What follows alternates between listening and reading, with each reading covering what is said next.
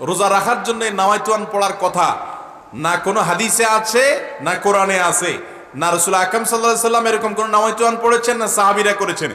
ইবাদতের ক্ষেত্রে কোরআন এবং হাদিসে যদি কোনো কিছু না থাকে তাহলে সেটা ক্যালেন্ডারে থাকলেও আমরা নিব না।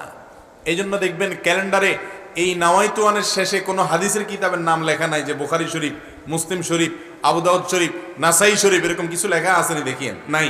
কারণ হলো এটার কোনো কি নাই, ভিত্তি নাই। কিন্তু আমরা মনে করি নাওয়াইতুয়ান না পড়লে কি হবে না, রোজা হবে। এটা আমাদের ভুল ধারণা।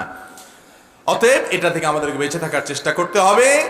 ইসলামের নামে কোনো কিছুকে যদি আপনি আবশ্যক বানিয়ে নেন, ইবাদতের সিস্টেম বানিয়ে নেন, অথচ ইসলাম সেটা নির্দেশ না করে, তাহলে এটা পরিত্যাজ্য হবে। বিধায় রোজার নিয়ত আমরা অন্তরে ইচ্ছা করব, অন্তরে সংকল্প করব, সেটাই নিয়ত।